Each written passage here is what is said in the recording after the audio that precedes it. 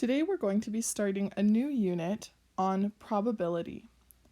There are two types of probability, theoretical probability and practical or real probability.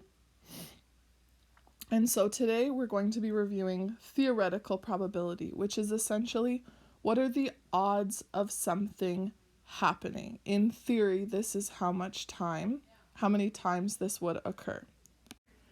The first question is just asking you how many different outcomes there are in different situations.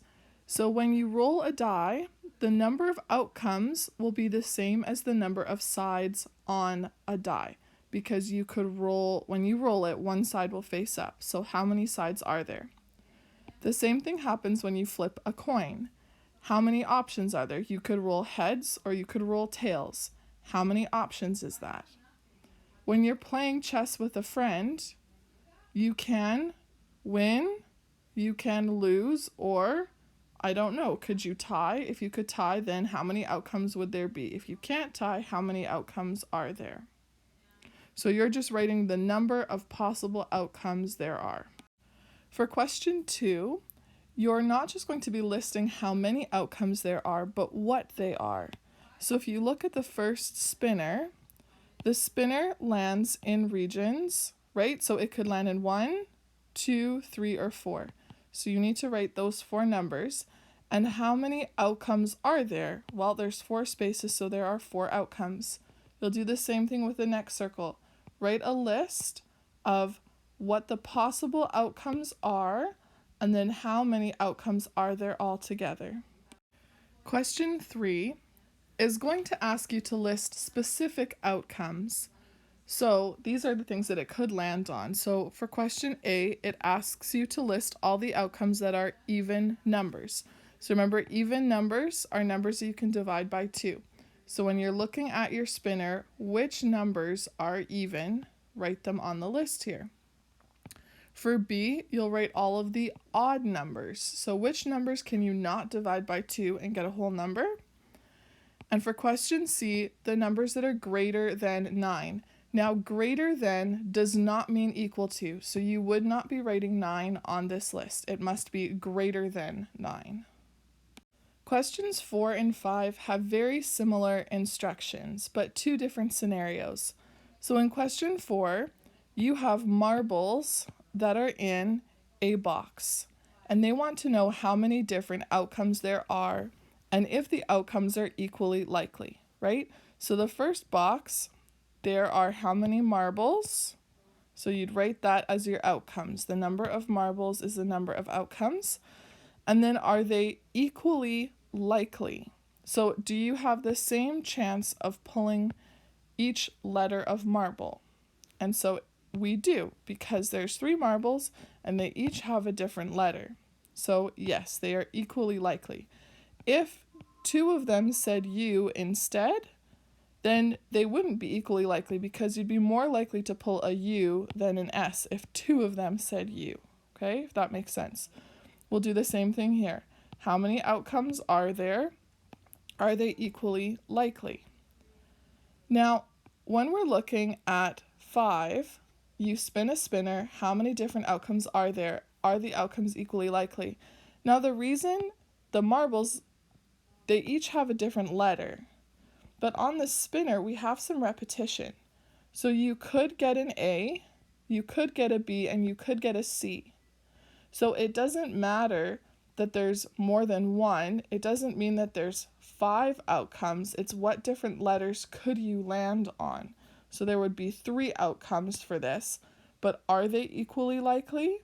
Well, there's only 1 C, but there's 2 A's and 2 B's. So they're not equally likely, because you aren't as likely to land on C. The other way that they can make things different in terms of how likely they are is by changing the sizes of them.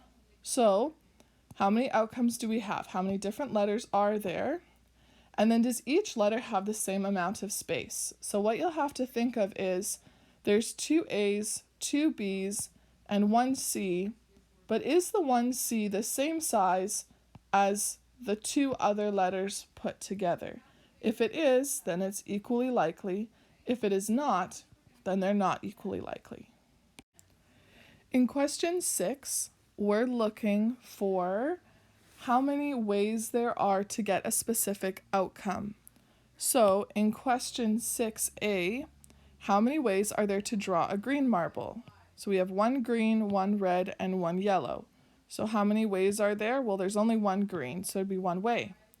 How many ways are there to draw a marble of any color? So that means we could pick any of these marbles. So how many are there? That's going to be your number. In question B, how many ways are there to spin green? So basically, how many greens are on the spinner? How many to spin any color? So that would be any of the spaces available. Question 7 is asking us to calculate the probability of spinning red in each of these scenarios. So when you're trying to figure out the probability of spinning red, you're going to write this as a fraction. So the top of the fraction is the number of red spaces on the spinner, and the bottom is going to be the total number of spaces. So for this first question, for A, we have 2 red spaces out of 5 spaces altogether. So your probability will be 2 out of 5. Okay? So that's kind of our basic probability for this first set of questions. Question 8, instead of talking about a spinner, is going to be dealing with a dartboard. So you're going to find out in this that they're classifying the conditions, right? If a dart lands on the board, the reason they're saying if it lands on the board is because they're trying to make an accommodation for the fact that you might have the question, well, what if they don't hit the board? What if they're really bad at darts? But they're taking that into account. So they're saying it always hits the board. What is the probability of hitting blue? And reduce your answer if possible. Reduce means that we would be putting this into lowest terms. So we're simplifying our fraction. So remember, if we're finding the probability of blue, the top of our fraction will be the blue spaces, and the bottom will be the total spaces. So for A, we have 2 blue spaces out of 4 spaces altogether. Now this isn't our final answer yet because we still need to reduce it into lowest terms. So what can I divide 2 and 4 both by? I can divide them both by 2. So that will give me 1 out of 2. So that would be my final answer. Question 9 asks you to cut the spinner into equal parts to make all the outcomes equally likely. And then we'll find the probability. So if we start with our first question, these spaces all look the same, but this one looks twice as big. So my first step is to draw a line dividing it into 2 equal spaces so that it's the same size. You'll pretend that mine is the same size as all of the other ones. So now this is actually 2 G's. Then we will figure out our probability.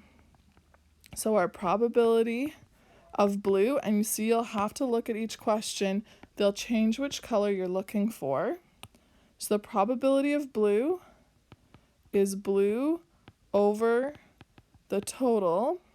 So I have 2 spaces with blue, so that's going to be my top number. And now I have 1, 2, 3, 4, 5, 6 spaces because I've cut them into 6 equal parts. And remember, I need to put this in lowest terms. So these are both even numbers, which means I can divide them both by 2. So that gives me 1 out of 3. So I have a 1/3 chance of spinning blue. So you might need to cut spaces into 2, you might need to cut them into 3. Make them all uniform equal pieces. Question number 10 asks you to write a fraction that gives the possibility of spinning, and then they give you a whole bunch of different scenarios. So I'll do A with you and then talk about the rest of them. So for A, if we're looking at the probability of spinning a 1, we need to put how many spaces have 1 as the top of our fraction. So if we look here, there's 1, 1, no more 1s. So our numerator is 1. Our denominator is the total number of equal spaces. So 1, 2, 3, 4, 5, 6, 7, 8. So our probability will be 1 out of 8. Now for B, when you're doing the number 3, when there's more than 1, you might have to look at whether you need to simplify at the end to get your probability in lowest terms. An even number.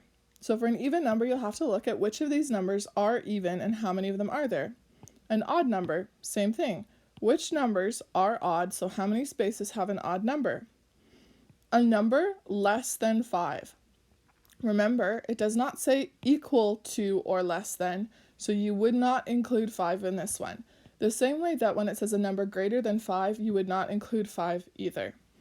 So remember, how many spaces fit the criteria, how many spaces are there altogether, and then simplify. Questions 11 to 14 are all discussing using a regular die. So a regular die is a 6-sided die that just goes from 1 to 6. So when they ask you to list the numbers, you're just listing 1, 2, 3, 4, 5, 6. Which means how many outcomes are there when you roll a regular die, right? And we've also answered this one in question 1, right? So there's 6 outcomes. For question 12, they're going to ask you to list kind of different groupings of numbers. So list the numbers on a die that are even. So 1 to 6, what numbers are even? How many ways can you roll an even number? Okay, so however many even numbers there are how many ways there are, if that makes sense. So you would count up how many digits you have written down there. What is the probability of rolling an even number? So your probability would be the number of ways of rolling an even number over the total number of numbers, right? Then for question 13, it's going to be very similar, but it'll have a different scenario. They'll ask you to list all the numbers on a die that are greater than 4. So remember, greater than means we are not including 4. So you'd have to start at 5. So what numbers on a die are bigger? You will record what those numbers are on the line. Then for question B, you'll ask how many ways can you roll it. So basically, how many numbers did you write down? Put that here.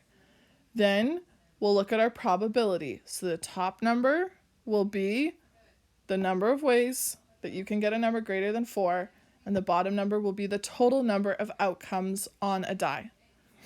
Now, question 14 is going to give you an irregular die. This is not how a die is normally set up, right? Normally it does not go 3, 4, 4, 5, 5, 6.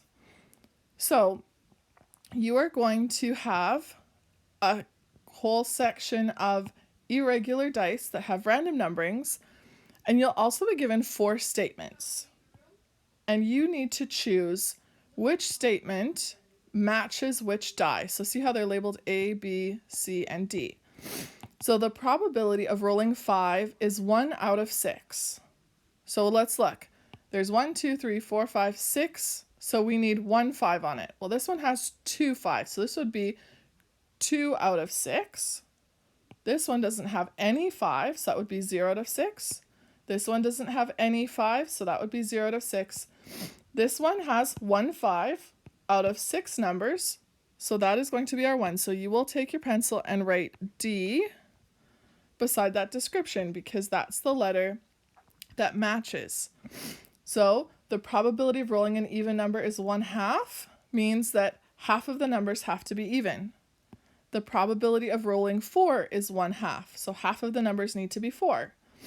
The probability of rolling a 1 is the same as the probability of rolling a 3. So you need the same number of 1s and 3s on that die.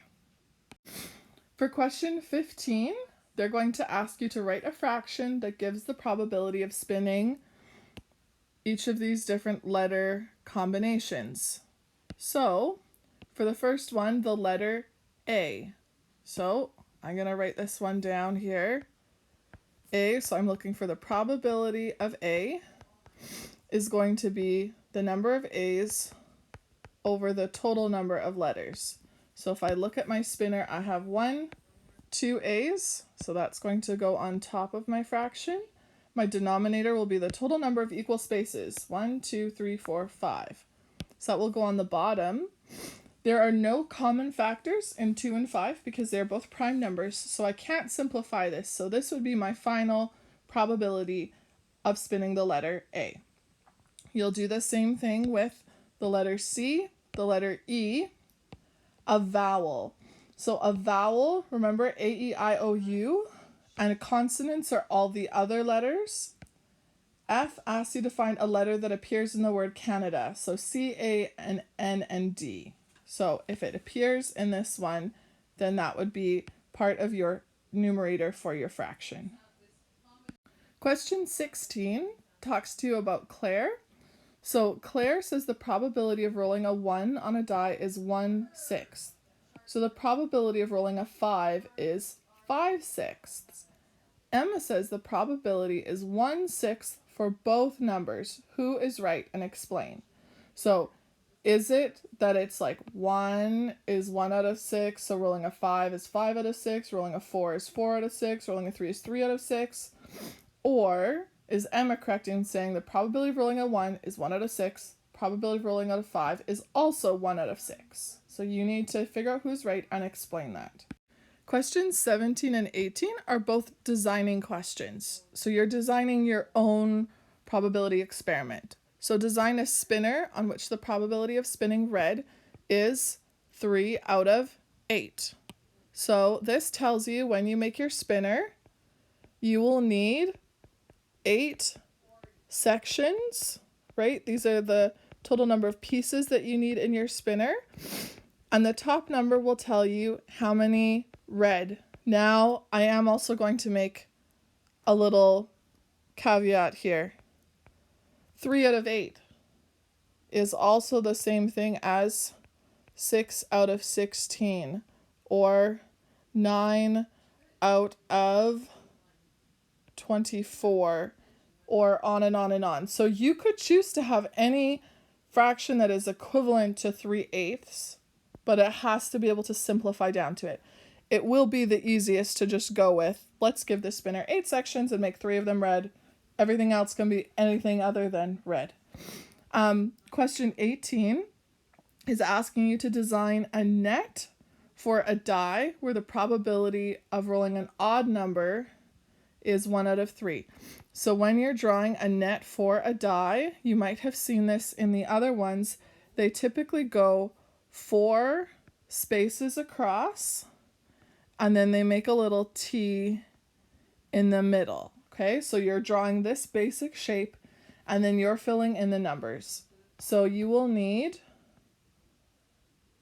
this is how many odd numbers there are, and this is going to be the total. Now, the thing you might have already noticed is a die typically does not have 3 sides. So you could draw a net for a 3-sided die, but you would need to know how to do that. And I actually think the smallest, oh, maybe you could do a 3-sided. No, I think the smallest you can have is a 4-sided dice. So it's going to be best for us if we go, okay, typically a die has 6 sides. So if I have a probability of 1 out of 3, how do I get to 6? Well, I can multiply 3 by 2, which means I multiply 1 by 2 as well. So this should tell you how many odd numbers you need to have on your net. You will have all different answers to these, so there will probably not be an answer in the answer key, but remember, I have posted an answer key in the materials for this week. It's really helpful for you to use that answer key to monitor your own work to see if you understand it, right? Don't copy the answers, but you could do 3 questions and then check them in the answer key to see if you're on the right track. And if you aren't getting them right, you can try and figure out, okay, what do I need to change? Can I figure out how to get their answer? If you can't figure that out, please reach out to me to set up a Zoom meeting.